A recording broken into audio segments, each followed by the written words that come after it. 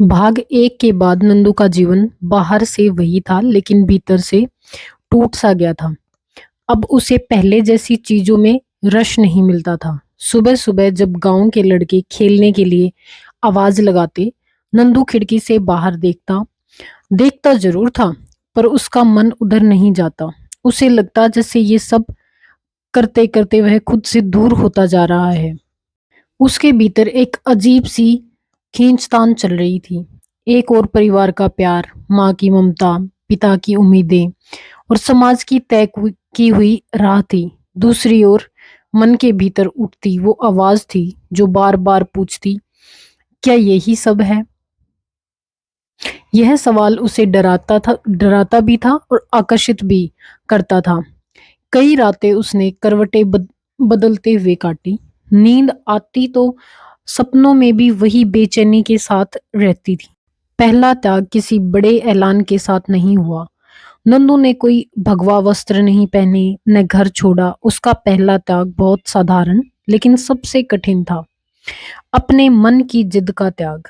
वह जो चाहता था, जो उसे अच्छा लगता था, अब वह उसे खुद से पूछता, क्या यह मुझे शांति देगा? अगर जवाब नहीं होता तो वह उस चीज से धीरे धीरे दूर हो जाता।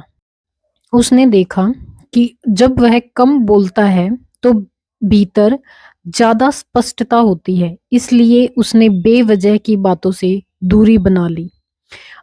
जब वह कम खाता है तो शरीर हल्का और मन स्थिर रहता है, इसलिए उसने स्वाद के लिए खाना छोड़ दिया। यह सब किसी नियम के तहत नहीं था, बस अनुभव के आधार पर था। यही उसका पहला वास्तविक त्याग था, आदतों का त्याग। माँ को यह बदलाव सबसे पहले दिखा। उन्होंने एक दिन पूछा, नंदू, तू ठीक तो है ना? नंदू ने मुस्कुराकर कहा, हाँ माँ, बस खुद को समझने की कोशिश कर रहा हूँ। माँ ने कुछ नहीं कहा, पर उनका मन कांप गया। वे समझ गए कि बेटा किसी ऐसे रास्ते पर है जहां रोकना आसान नहीं होता। पिता से उसका संवाद और भी गहरा था। एक शाम खेत से लौटते समय पिता ने पूछा, आगे क्या करेगा? नंदू कुछ पल चुप रहा, फिर बोला, बाबा, अभी कुछ नहीं चाहता, बस इतना चाहता हूं कि जो भी करूं वो सच हो। पिता ने उसकी आंखों में देखा। वह बालक नहीं लग रहा था, पर पूरी तरह सन्यासी भी नहीं बना था। वह बीच की उस भूमि पर था जहां सबसे कठिन निर्णय जन्म लेते हैं। इस दौरान नंदू के भीतर सबसे बड़ी लड़ाई चल रही थी, भय के साथ। डर था कि कहीं वह गलत न हो जाए, कहीं परिवार को दुख न दे दे, कहीं समाज उसे नकार न दे। इसलिए डर डर के बाद जब वह आंखें बंद करता तो भीतर से एक भी अनुभूति आती, हल्कापन। वही हल्कापन उसे आगे बढ़ने की ताकत देता।